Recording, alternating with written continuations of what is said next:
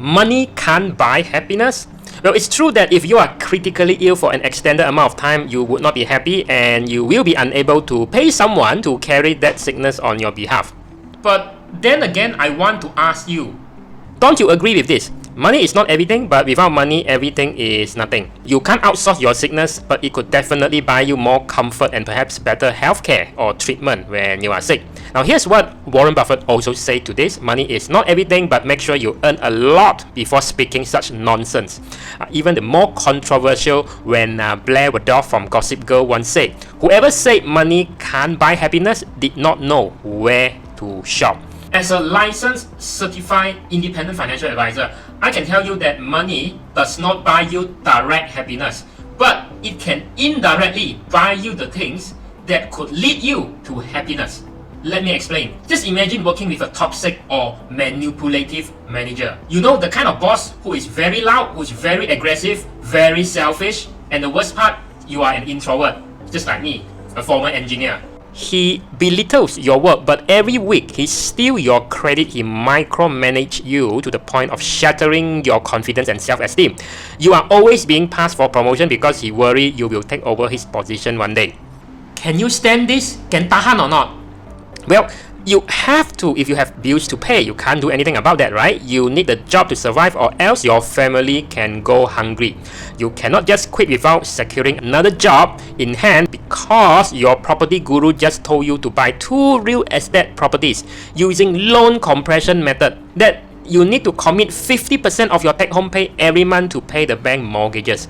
Or imagine you work in a tobacco company, but you don't smoke and you got immediate family member who actually died due to lung cancer attributed to smoking. Now, ideally, you would not want to work for the industry that indirectly murder your family member, but your position in the tobacco company pays you too well for your lifestyle that you cannot even think about the reality of finding another similar good paying job outside your current company that matches your current pay.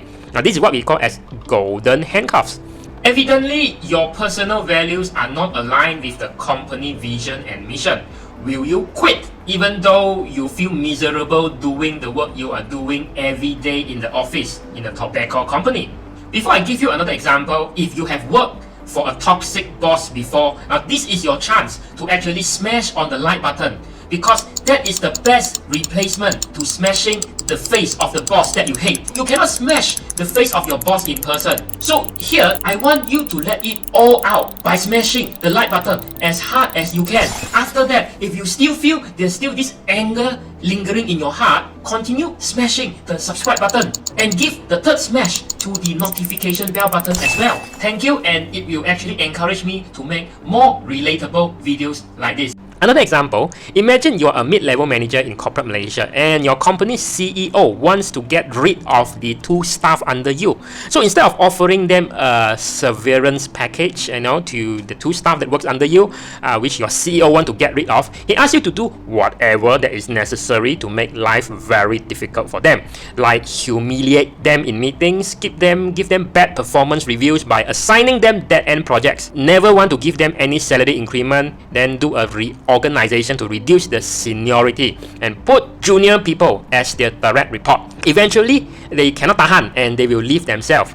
Now, you don't have any other choice than to do the dirty work because the CEO said, either you are with me or you are against me. Do as I say or leave. Now, imagine if you have enough money, aka financially independent, retire early, like what I talk about over here. You don't have to actually deal with all this BS, right? You have a toxic boss, you cannot change him or her, just fire your boss. Your company values contradict with yours, leave before you get hypertension or heart attack. You don't want to listen to your higher ups because what they ask you to do is utterly ridiculous, then just throw the letter and quit. So as you can see, it is about freedom.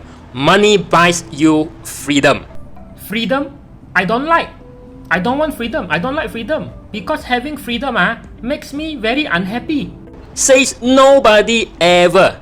Here's another example to illustrate freedom. Now imagine you stumble upon a magic lamp just like in the Aladdin movie. The genie appears and he's a financial genie and asks you, you only have one wish. Your wish is my command. Name an amount of money that you want, name it and I will grant it. The catch for it is this.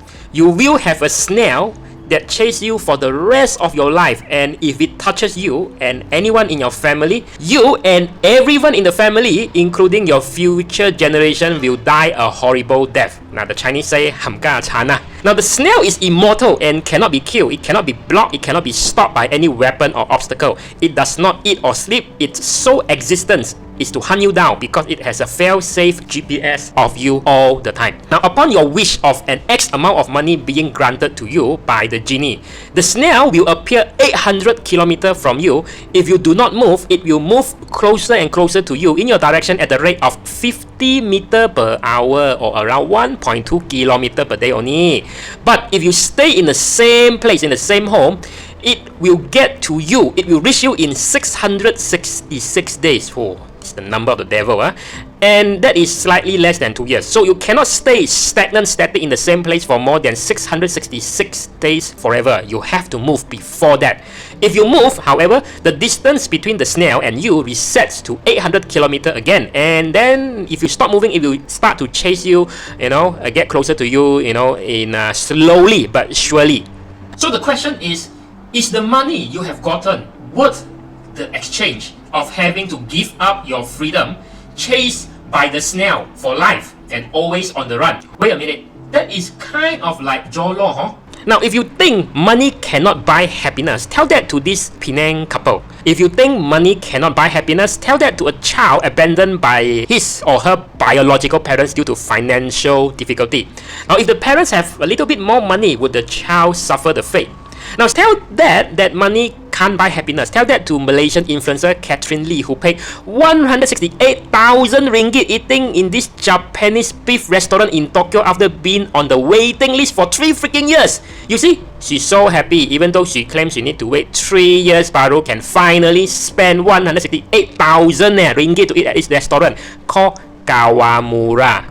Kawan, ini restoran nama dia cacat punya. Kawamura lah, kawan, tak murah. This made 460 ringgit burger, nothing like kacang putih only. Sorry, I think this is not a good example. I digress already. Knock, knock, knock. Hello, are you still here? You are daydreaming, or are you staring at something? If you are entertained and enlightened so far, don't forget to smash on the like button if you have not already. Now, my own experience when I finished my Form 5 SPM is not unlike the many top scorers in school, SPM, STPM, who got rejected by public university for the course that they want to do, like doctors and all that. Now, the thing is, I had good result, straight A1 student, but then when I applied to UTM didn't even give me the first choice of the course that I applied for, which is computer engineering.